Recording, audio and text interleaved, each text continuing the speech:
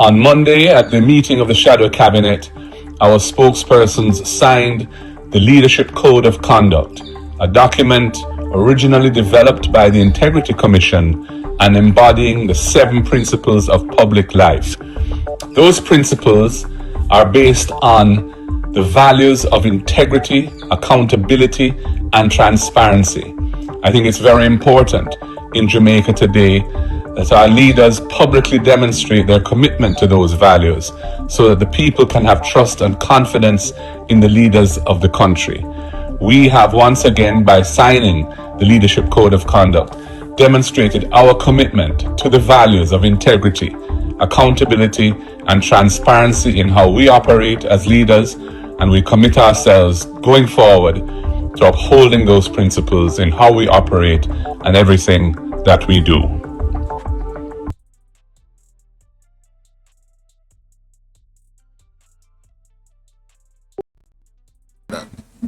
Now, ladies and gentlemen, you know we have to highlight this. We can't go on like say we're going to gloss over this. In the previous administration, this code of conduct was not signed. As him says, the Integrity Code of Conduct. So, when you look at the JLP government that the Labour them vote for, choose Jamaica. Yeah, wanna choose corruption. Wanna choose a government. You guys chose a government that does not embrace integrity, is not committed to the principles of leadership or the code of conduct. They want to operate however they want to operate. To the point where Christopher Tufton can be in the IC report and act as if he was just, you know, I was vindicated by the report. The report does not suggest that I was in any wrongdoing whatsoever. You know, I was crispy clean. This is how they operate. Yes? But today in court, ladies and gentlemen, it was a dark day in Jamaica. Wanna listen to this? I'm gonna give me a comment. Listen to this. Across the for yourself, I know you want to extend appreciation to members of the House for their continued support as you assume this important international responsibility. I also like to mention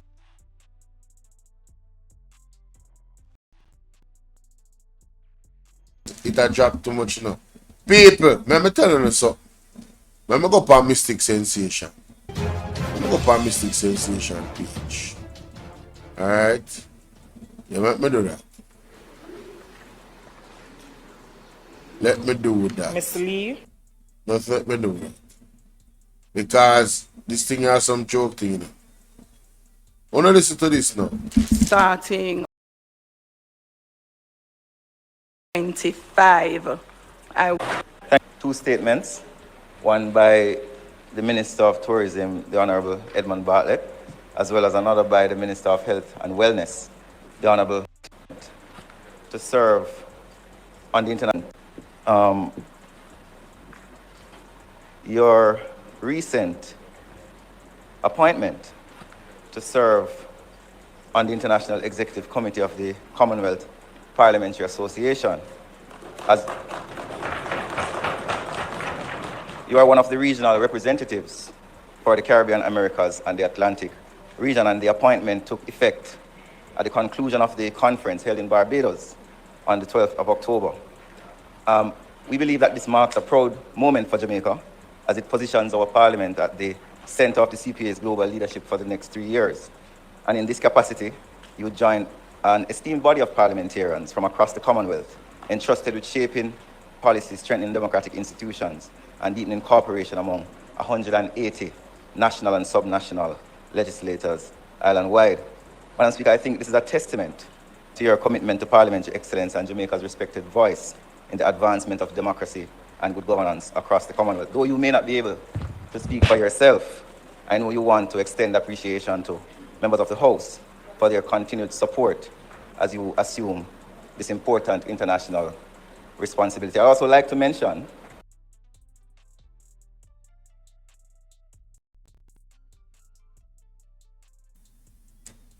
There is no member of the House from the PMP that is supporting Juliet Holness in any capacity in terms of the Speaker of the House or even to represent us on the Caribbean level. It is an absolute disgrace that she has conducted herself the way she has, with the delays of the IC report, or the scandal that is happening with the House Speaker being the Prime Minister's wife while controlling the House. And now we have Andrew Holness as the CARICOM leader representative at this point. And now she is now controlling some capacity under that. So they are controlling both the CARICOM and Jamaica at the same time with the governance. Like, people, let me tell you something. Yeah, when I heard this, I said, what a disgrace. And then I said to myself, wow, you know, God is very God is very God is something else. You know, the phrase that came to my mind is, the higher the monkey climb is the more the monkey is exposed. I want you guys to pay attention to Juliet Holness. You see, in these next 4 months, 5 months, pay attention. I believe that she's going to be exposed even more in those next 4 months. January, February latest. That is my belief. I want you guys to remember this moment, and I want you guys to mark it down. Today is what? The 15th. Today is the 15th of October, 2025. Mark it down. Bolo Vianartiller. I want you to watch. God is in full action mode. And I believe that these people are going to be exposed even more. Because you see, they are getting more recognition. Now she's part of the CARICOM, whatever they just explained, right? In some body or some committee. And she is also the Speaker of the House. And she's in almost heading all of the committees, oversight committees in Parliament, which Mark Golding has argued against. I am so happy that the PNP put on record that they don't support her as the Speaker of the House. So none of them is supporting her in any capacity, in any committee in the CARICOM, and they should not be. I don't want to hear no PNP woman out here congratulating the Speaker of the House about anything to do with CARICOM. Please stop supporting women because they are women. We need to stop that. We need to look on people on their merit and their character. This lady has violated our house. The whole of the last term, when it come on to the IC report, them being tabled, the whole heap of skullduggery go on. Alright? Juliet Holness. Yeah? Pillar talk is a hell of a thing. Alright? So I want to stop it. I don't want to hear that from none of the female them for the PMP. And that's just me. Anybody else can think of them, I don't business. Because I think for myself. You understand? I don't want to hear it. Moving on. Let's continue. Now, we see where Damian Crawford had some things to say. So make me hear what him have to say. No. One Damian Crawford. From St. Catherine Northwest.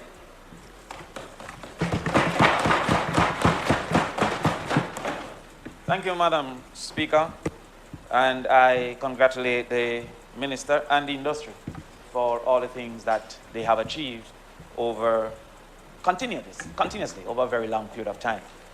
I've heard the good news presented by the Minister, but even the Good News Bible still had revelations as a part and a chapter at the end. But at some point, we must ensure that we seek to create an end that isn't revelation. I've heard the Minister speak to something that sounds quite exciting about the number of flights that are coming to Jamaica and the new flights opening new frontiers to Jamaica.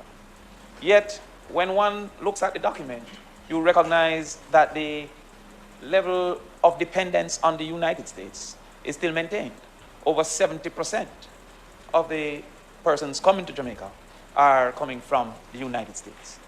This is similar to the last 10 years of approximately 70 to 73% of visitors to Jamaica coming from the United States. I see the minister indicating 63. However, I think in the document I saw 70. In the past it was 63%. Okay. But you have indicated, Minister, that we have reversed in differentiation. I understand, but I would hope that my 5 minutes is not a debate. But the minister will be allowed to respond, because the size of the United States have not increased or diminished over time. The dependence on the United States have caused for a statement made by the minister that simple things like a lockdown in the US had great impact on our arrival numbers. And the effort must be for a greater differentiation of markets. At one point, we were going strong in England. At another point, we were going strong in Canada. One concern that one must also be considering is the level of seat support that we're offering. I saw no mention of that, but it is not unusual that to open new frontiers, there's a subsidy offered to these airlines that are going to then be coming to Jamaica. That subsidy must be placed in the price of opening these new frontiers, and we would love to know that the public is informed if seat support is being offered to those entities and the level of seat support that is being offered to those entities. Additionally, excitement can be found in the Jamaica First statement. But the Jamaica First statement must also be a part of the consideration for the benefits of the industry in the most direct Jamaican, i.e. the employees. I wonder if Jamaica First is the reason for the high levels, local first, that the locals employed to the entities. Just recently we saw a demonstration in many hotels because the locals were dissatisfied with the remuneration and treatment that they were receiving in some of those hotels. Indeed, it is necessary for us to consider a special hotel minimum wage because the circumstances of the hotel workers are not the norm of a regular 9 to 5. There is no person who is serving as a waitress that can say, you know what, I'm going to wash my face and bathe and ready up because time is finished before she finished serving the person, even if the person intends to stay a much longer period of time. There was a point in time that we considered the security guard for a special minimum wage because the perils of the job, including the time of travel to and from job, if you're on a particular shift, must be considered as well.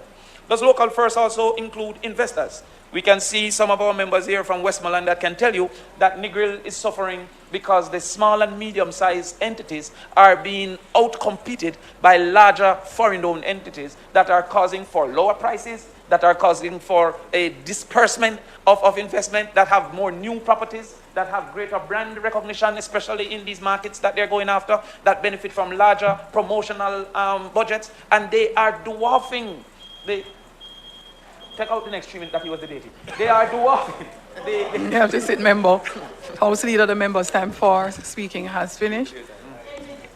House Leader, I think we should afford the same courtesy. It doesn't work like that, House Leader. How long did it? House, the question is that the member be allowed 2 additional minutes to complete. Member, please use it wisely.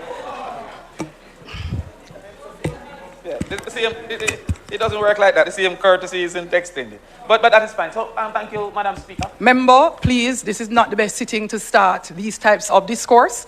The minister gets more time than the member who is responding, who normally gets only 5 minutes. So the timing is based on nothing other than what is given in the standing orders and the leniency of the speaker. So you are giving leniency. Please do not allow anybody to distract you so you may complete in the time. Thank you, member.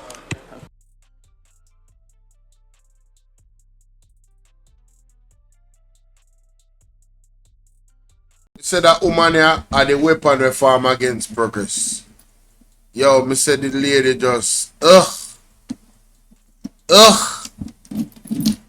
The same courtesy cannot be extended. If it's your leniency, why you can never be as lenient to the PMP as you are for the JLP? Huh? You're full of... Yo, let me continue here. Minister, let me, Madam Speaker, let me hurry up, should be extended as well to our small and medium properties that are suffering, that are also most affected by competition from Airbnbs, and the program must be in place to sustain and to protect the existence and profitability of our small and medium-sized entities as well. We heard exciting news about the craft market. However, we have recognized that craft have dissolved into almost a retail industry, with Chinese craft being the most dominant presence in most of the things. We have seen that there's also very limited protection for design, to the point that persons that attended Edna Manley see no true benefit unless they have a place within the craft market, because their designs are not satisfactorily protected. Finally, because of the context of time, we would also want to recommend to you the Minister of Entertainment's conversation last week, where entertainment can be used as an attractor to Jamaica. We have been dependent on climate differentiation. That's why we call those coming from the north bird tourists. They fly south for winter. And you're now seeking to contribute to a new climatic differentiation for the summer months. But the summer months, entertainment can be used as a chief attractor. We can build out the Sumfests of this country. We can build out the entertainment brand that Jamaica has established, to use that instead of climatic differences as an attractor. So again, we congratulate you, Minister, and as well the industry. But we are acknowledging the challenges that we can face if local first is only a slogan and not implemented on behalf of the workers, of the small and medium-sized hoteliers, in particular the owners, and on behalf of the Juta tours and the taxi operators who have been squeezed out of the industry to this point. As well, we can't be giving all these work permits to persons that the skills exist in Jamaica to work in the hotels, including entertainment. Thank you, Madam Speaker. I'll elaborate them out. I'm telling you something. You better thank God for the PMP, yeah? You better thank God for the PMP, because right now them are represent you better than you government. And if you not pay attention to what Damien Crawford is saying, the man is raising some very, very significant issues that the people that are in the craft, they are feeling it. The Chinese craft, the Indian craft, everybody outside of the black people in Jamaica is being squeezed out. It is being propelled, and the black people get squeezed out. Majority of the persons that are under attack and not being protected by this government is black people. It is unfortunate. It is just the truth. When you go in the craft market, them where you look now, black people, you see, do you see Chinese people or Indian people in the craft market? Do you see them? Right? The Juta man, them, the black people, them. Do you see any white persons or any Chinese persons running Juta? It's black people, in it. It's always black people that are being squeezed out of the opportunity by the JLP government. And the PMP is the one to defend them. But you guys voted for Barabbas. So we're not going to feel it. Let's continue. I'm going to move on to the next speaker. Alright, so I'm done with Damien this one.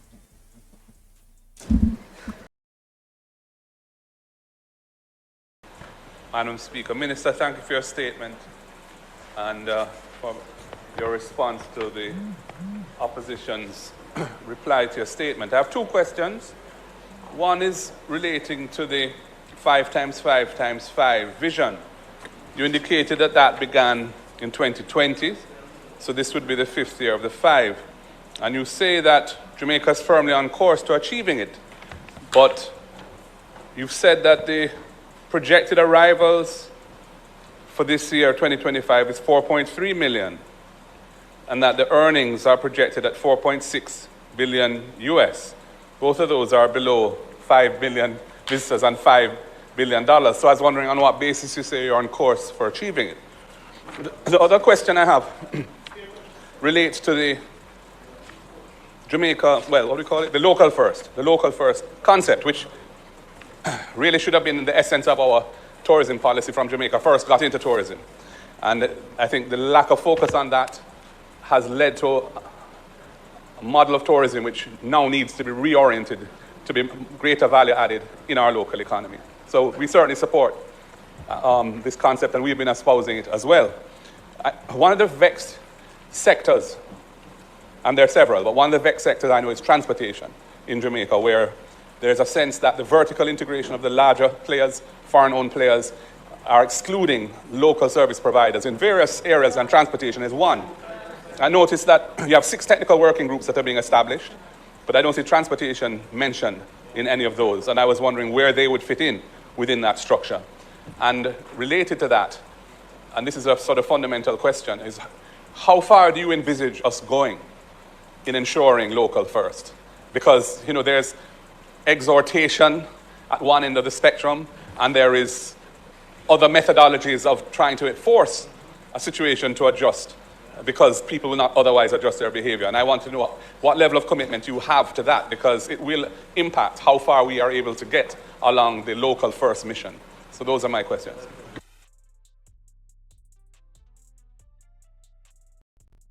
Realize from the People's National Party that their focus is protecting the locals. I just want us to understand the consistency between Damian Crawford and Mark Jefferson Golden as, you know, leaders in their own right in this family, in this group, this political party, right? I just want us to understand that the messaging, the advocation, you can clearly see what it is. Let's continue to the next speaker, right?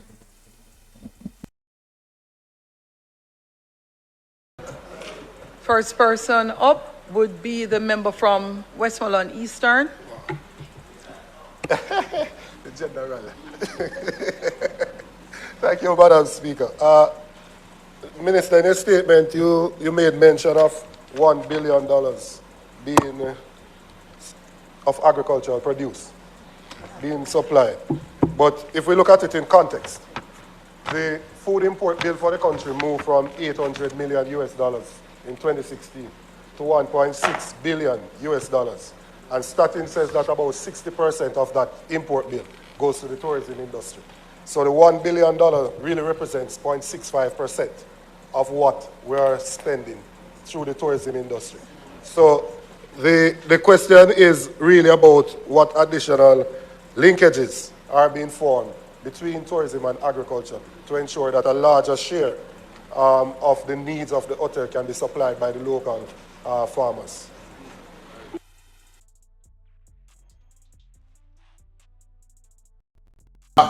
Very important question.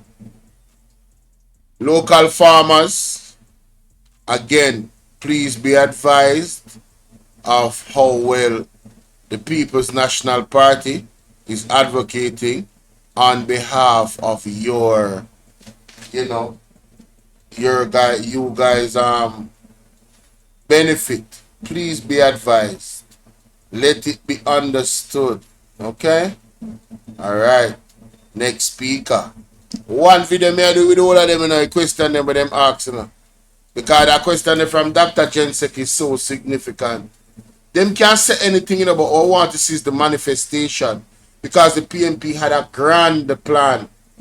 The farmers of Jamaica would be millionaires, multi-millionaires in a 5-year period under the People's National Party plan for them. Listen, I'm not asking Christ how much of farmers would have become millionaires in the next 5 years under a PNP government. But you guys chose Barabbas. Let's continue. Let's continue.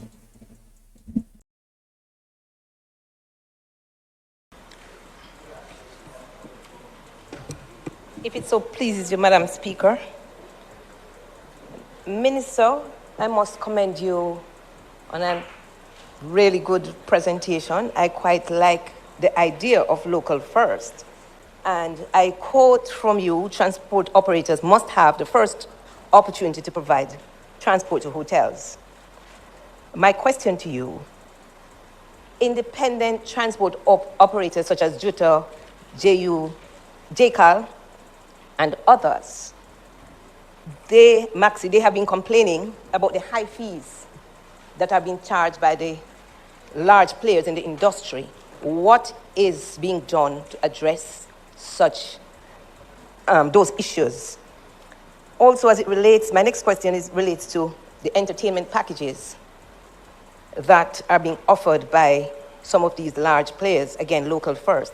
I welcome the idea of an entertainment academy, but what measures will be in place to ensure that some of the hotels utilize the services of persons coming from the entertainment academy, as well as even currently some of the employees as it relates to providing entertainment in the hotels?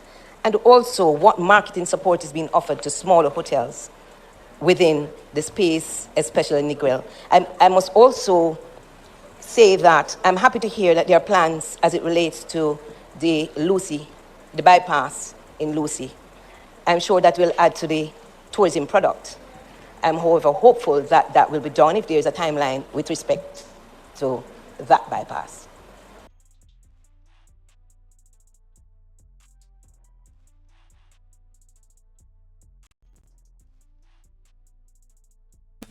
PMP and JLP worst nightmare in terms of holding them accountable. You see, all of these grand promises that they have made, they have to go fulfill them, you know. Because what has happened is that we have a stalwart of representation in a parliament right now. It is no joke. It is no joke, ladies and gentlemen. Right? Nobody no safe for the Jamaica Labour Party right now.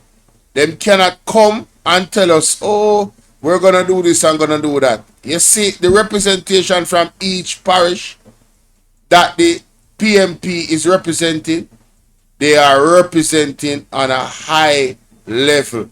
You notice the question that is being asked. So whatever answer them giving, them are going to hold them to account. You hear them talk about timeline. We don't just want to hear that there's a plan. What is the timeline? Because if you don't commit to a timeline, it don't make any sense. No goal that is set without a timeline is a goal that will be reached. I can tell you that. Ask anybody that is into self-development. If you set a goal and you do not put a time on it, there's really no good morning, how you doing? What's up, Philly Yard Device? Big up. There's really no there's really no commitment to fulfilling that goal. But let's get to the next speaker real quickly. Is the mic on? I believe so. Yes. Member from St. Catherine Southeast.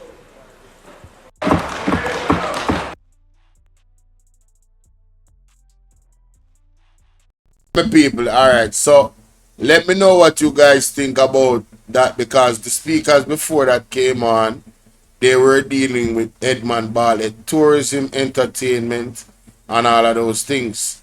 And I'm going to leave that right there, ladies and gentlemen. I'm going to leave that one right there.